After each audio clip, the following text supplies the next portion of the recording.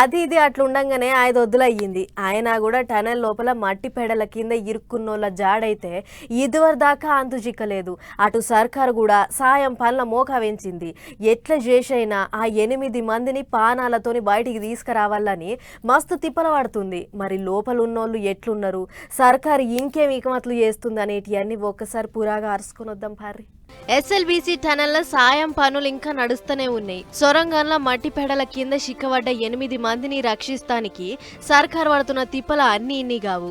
అయితే 4 వద్దులైనా కూడా కార్మికులు ఇంకా 7 అనే సమాచారం మాత్రం రెస్క్యూ టీం వాళ్లకు పురాగా అందలేదు.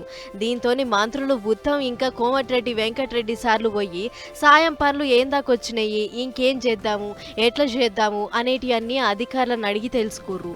మంగళవారం రాత్రి సొరంగం శివరి దాకా పోయిన రెస్క్యూ టీం వాళ్ళు 8 అడుగుల మందం వరద నీళ్లు బురద చూసి దాన్ని తీస్తానికి కన్వేయర్ బెల్ట్ ను తయారు చేసిర్రట.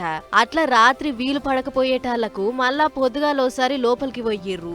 సొరంగంలో 3 కిలోమీటర్ల మందం పదునే ఉంది. బోరింగ్ మిషనరీ తీస్తే తప్ప ముంగటికి పోలేమని సోచాయించి దాన్ని కటింగ్ చేసే పని పెట్టుకున్నారట. అయితే ఇంకో ముచ్చటేంటిదంటే రెస్క్యూ టీం వాళ్ళు టకరైన జాగకు దగ్గర పోతుర్రు గాని అక్కడి దాకా పోయేటాళ్లకు వెళ్తురు లేదు. పీల్చే గాలి సరిగ్గా లేక మస్తు అవస్థలు పడుతుర్రట. అట్లనే ముంగట పోతే రెస్క్యూ టీం వాళ్ళు కూడా రిస్క్ ల పడే మోకుందని అంటుర్రు అధికారులు.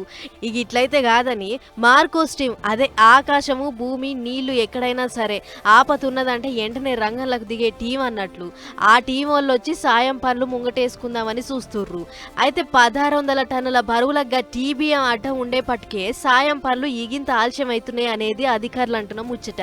ఆ మిషని దాటిపోతే లోపల ఇరకబడ్డ కార్మికులు ఎట్లున్నారు ఏం కథ అనేది తెలుస్తుంది.